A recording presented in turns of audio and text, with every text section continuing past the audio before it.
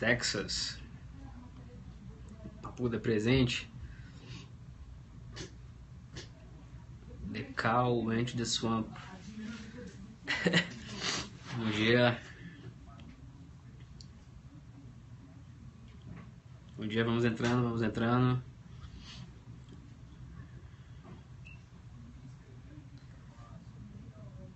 Entrando. Tô esperando o pessoal entrar antes de começar a falar.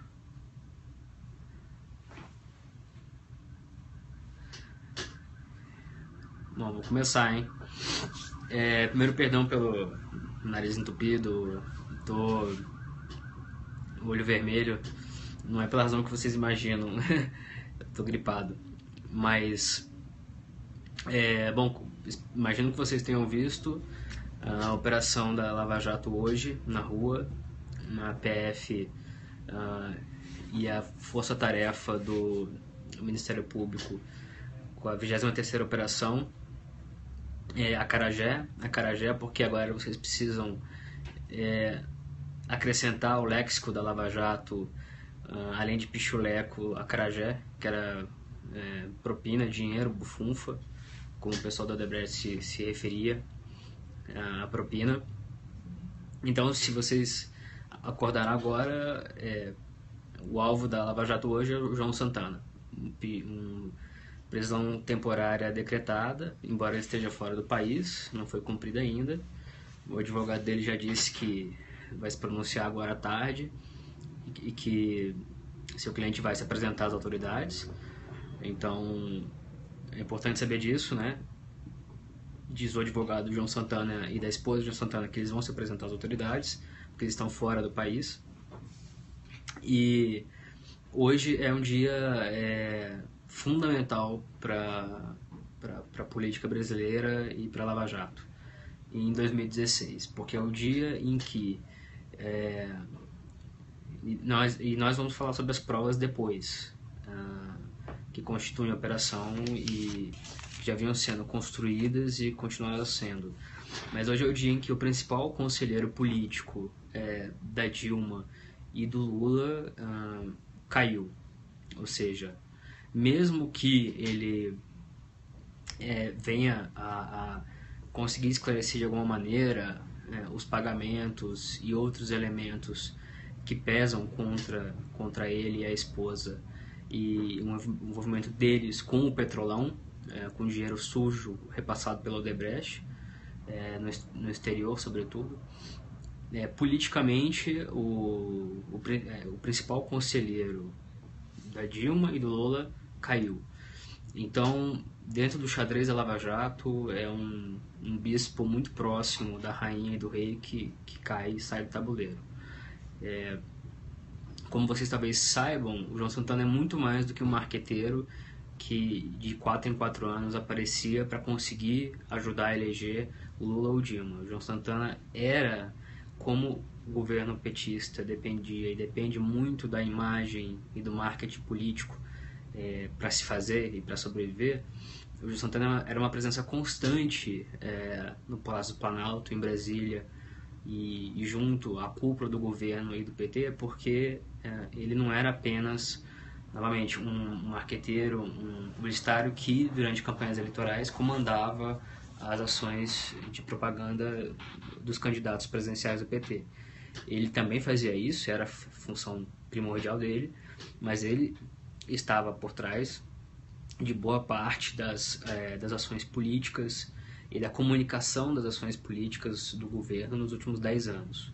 Né? Desde que o ex-sócio dele, ironicamente, também pego com dinheiro de propina fora do Brasil, Duda Mendonça, caiu em 2005, o João Santana assumiu a função de marqueteiro-chefe.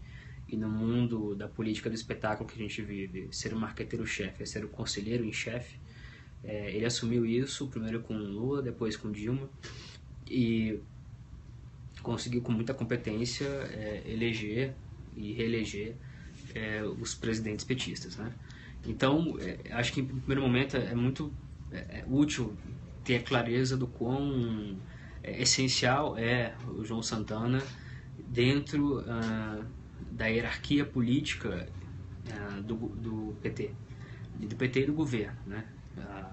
Então, a presidente Dilma perde, entre aspas, um conselheiro e um aliado muito relevante, muito útil. O ex-presidente Lula, que está enfrentando a pior crise da sua história, também. Então, há uma bifurcação. De um lado, a situação do ex-presidente Lula fica ainda mais grave, porque ele está num contexto em que as atenções estão voltadas a ele, as provas de diversas operações e de investigações da imprensa confluindo para ele. Então, que ele está muito frágil. Mais um aliado, de tantos aliados, cai por denúncia de corrupção. Ainda é claro que tem que se dar o amplo direito à defesa, e isso vai acontecer, mas politicamente ele tombou. Então, no caso do ex-presidente Lula, se agrava ainda mais, se fragiliza ainda mais qualquer tipo de reação diante do fato de que todo o entorno, quase todo o entorno, caiu ou está caindo na Lava Jato. No caso da Dilma, talvez a repercussão seja ainda mais severa. Por que mais severa? Porque a Dilma, com as vitórias recentes sobre Eduardo Cunha no Congresso, ela estava conseguindo diminuir um pouco a temperatura do impeachment. Embora seus índices de popularidade não tenham melhorado, ela estava um pouco fora de foco, para continuar nas metáforas caras dos marqueteiros, onde a imagem é tudo, e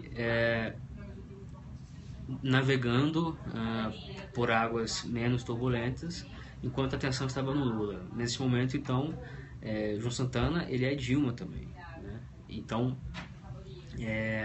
a prisão dele, mesmo que temporária, e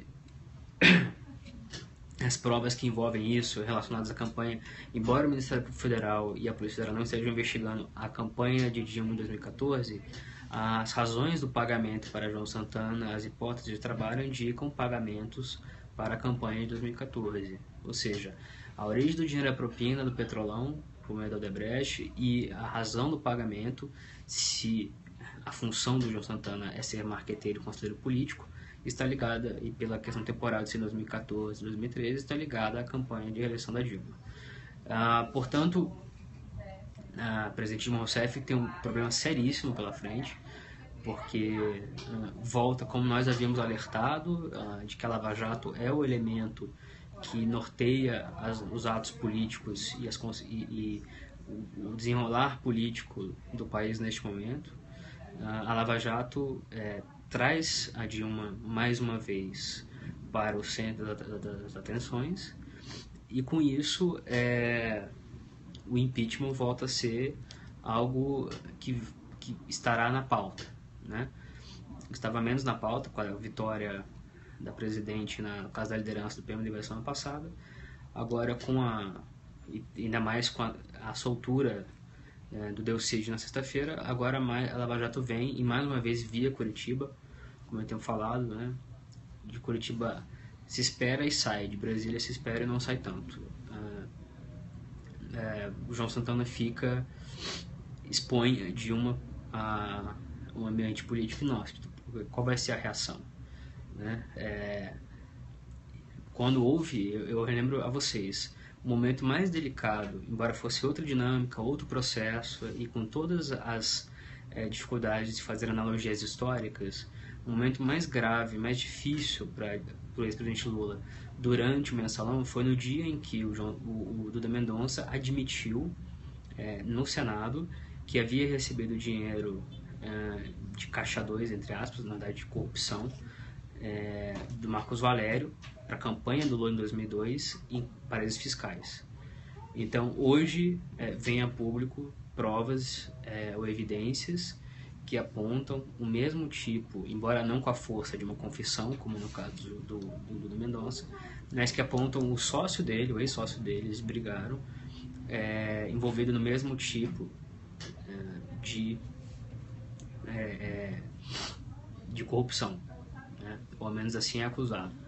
Então a consequência política disso é gravíssima. Não sei como os atores políticos vão reagir exatamente, mas isso já estava cantado há muito tempo, né? A Força Tarefa vinha investigando já há uns bons meses, já sabia da existência dessas contas e desses pagamentos, mas dependia da colaboração de outros países, né? Então, politicamente, e a consequência judicial também disso, porque sempre tem uma consequência judicial, vai ser muito forte, porque a depender do andamento, como é que isso vai chegar até o TSE? Isso é um momento posterior, mas se de fato ficar comprovado que houve pagamentos de campanha com dinheiro do Petrolão, isso já se identificou, mas no exterior e para o principal conselheiro político da presidente, é gripe. O quanto isso vai ter impacto no TSE ou não? O quanto que isso vai ter impacto imediatamente no Congresso, no andamento do impeachment? Então, por mais que em termos secundários as coisas comecem a andar e se anuncia ajuste fiscal e coisas importantes que o país aconteçam, eu volto a frisar como um disco arranhado. A Lava Jato, ela desestabiliza de maneira incontornável o ambiente político, os cálculos políticos e as projeções políticas. A única coisa que a gente pode ter certeza é da própria incerteza política causada pela Lava Jato. Quem não entende esse ponto não entende o que está acontecendo no Brasil hoje, a meu ver. Então, é preciso ver qual será a reação do governo, é preciso saber qual será a reação do PT, por exemplo, o quanto serão Lula também, o quanto eles serão fiéis ou leais ao João Santana, ou o quanto eles tentarão se afastar do João Santana, né? Portanto, nós temos um horizonte político agora de curto prazo muito pesado e que pode ter consequências. Assim, as consequências são dramáticas, elas são muito fortes. O desenrolar delas é impossível saber, mas que haverá um grande esforço de alguns atores para avançar no impedimento da presidente, isso é fato, isso já está acontecendo. O processo judicial caminha para um lado, o processo político caminha pelo outro, mas como há uma coincidência temporal, as repercussões são inevitáveis, né? Assim que as provas forem esmiuçadas com mais detalhes, eu faria um periscópio hoje à noite, aquele novo horário das 20 horas, para explicar a parte factual do caso, né? Como eu escrevi agora no Twitter, a gente já sabia que havia não só porque chegou a sair alguma coisa na imprensa, embora sem provas, mas a gente já sabia que existia a busca pelas provas que já eram que já estavam as provas cabais do que se indicava em documentos internos da Odebrecht e de um dos doleiros, o Zevri, nunca sei falar o nome desse sujeito. Então dependia muito da reação, da rapidez da colaboração de outros países, porque o esquema de lavagem de dinheiro, de pagamento de propina da Odebrecht era sofisticado, envolvia contas e offshores em vários países, em vários paraísos fiscais, e a investigação tanto do Ministério Público Brasileiro quanto do Ministério Público Suíço depende muito da colaboração de outros países, porque havia várias camadas de empresas fantasma e de laranjas para escamotear a origem clandestina e ilegal do dinheiro e os beneficiários desse dinheiro sujo, né? Então depende também da velocidade dos outros países, e há investigações em muitos países nesse momento, né? Porque a Odebrecht, inclusive, tem problemas legais sérios nos Estados Unidos e há muitos elementos que envolvem os Estados Unidos também. Então, se sabia disso, o início de vazamentos sobre João Santana acabou precipitando a operação para hoje. E vamos ver se as buscas e apreensões redundam em algo, tá? Se elas trarão algum tipo de prova ou não. Não sei. Geralmente a gente acha que não, mas acabam encontrando coisas, né? Então é isso, pessoal. Acho que, como eu falei pra vocês, é a primeira das 4 bombas. E é realmente desnorteante, né? Acho que para quem realmente tenta fazer cálculo político ou afirmações sem levar em consideração Lava Jato e as perspectivas da Lava Jato, acaba errando muito, né? Então, hoje à noite a gente fala mais sobre a parte do factual das provas, etc, né?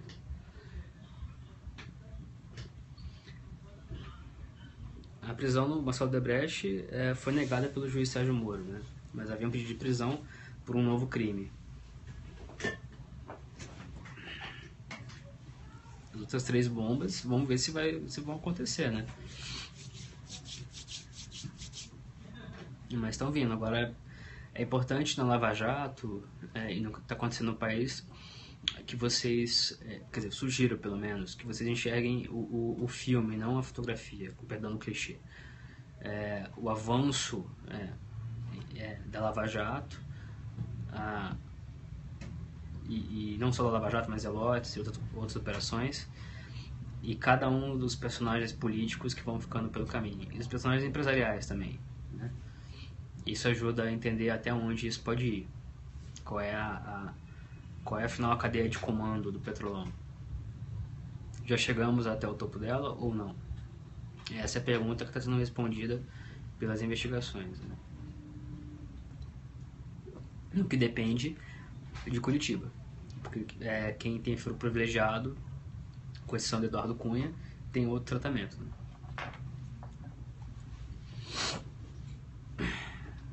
Perguntas para esse pobre repórter resfriado?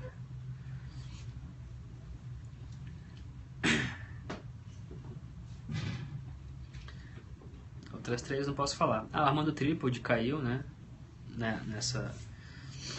Nessa fase nós havíamos falado, aí vou até ver se eu tweeto algumas das matérias que a gente falou sobre Armando Trípode. Nós já publicamos algumas coisas sobre ele. Era um sindicalista muito relevante na estrutura criminosa do Petrolão. Foi chefe de gabinete do Gabrielli, teve cargos importantes, participou, segundo algumas evidências, de atos de corrupção lá dentro. E, segundo essa nova fase, recebeu um apartamento com dinheiro pago pela Odebrecht. Mas a parte sindicalista do Petrolão ainda não veio a público. E novamente, perdão pela gripe, mas ela tá forte.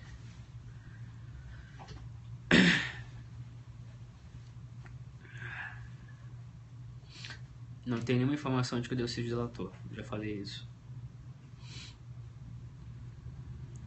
Pergunta sobre a operação de hoje, sobre a parte política, eleitoral.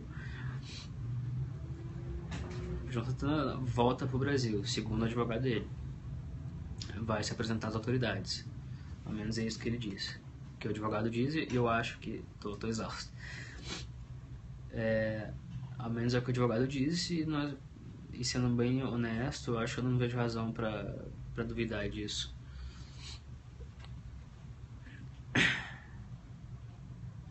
Em 2016 começou, né?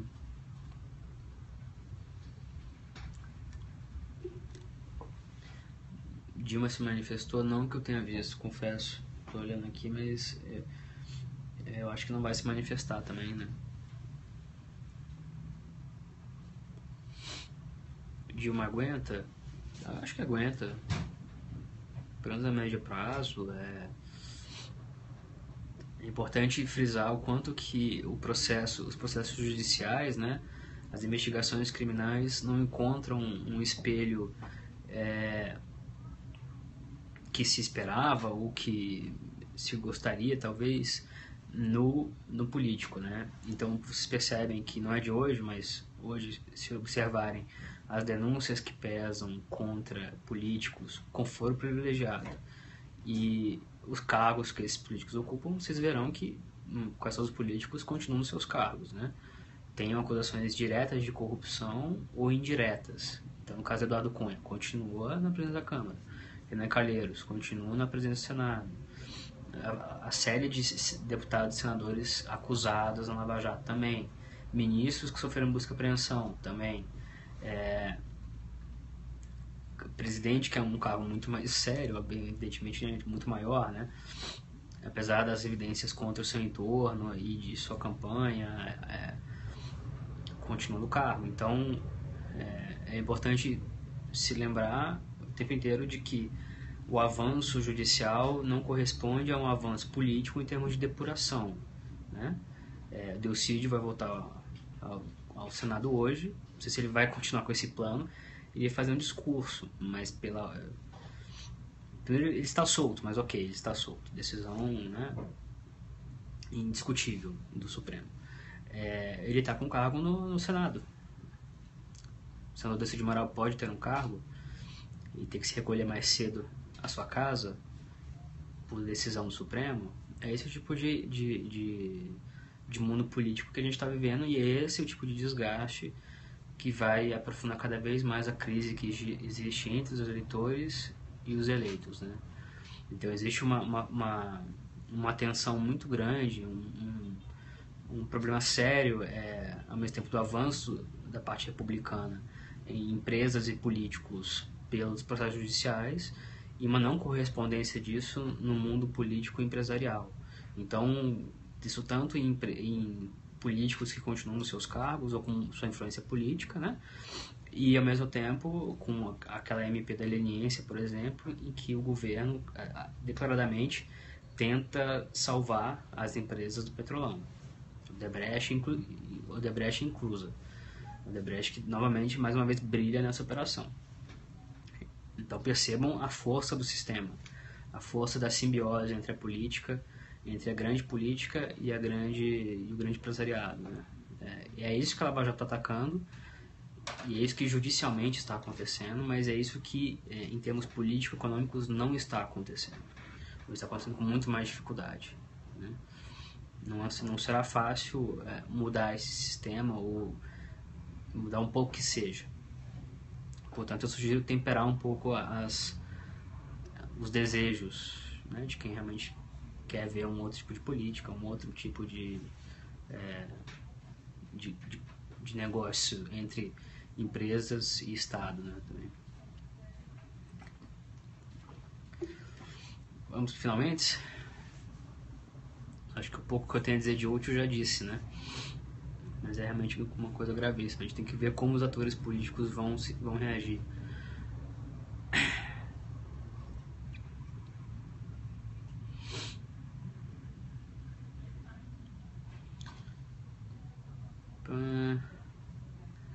Tá tonta? Muita gente tá tonta. Obrigado. Chá de limão com gengibre e mel? Vou pedir. Eu acho que agora é o momento que eu sugiro, pelo menos, é vocês observarem os fatos. Nós vamos publicar os fatos, outros veículos também. No Periscope de hoje à noite eu falo sobre os fatos desse caso. Enfim, o que que eleitores bem informados, cidadãos bem informados fazem com esses fatos é com vocês, né? Nossa tarefa é passar para vocês os fatos da forma mais ampla possível, mais justa e equilibrada. Hoje às 20 horas tem um Periscope no novo horário. Como é hoje, a partir de hoje às 20 horas, né?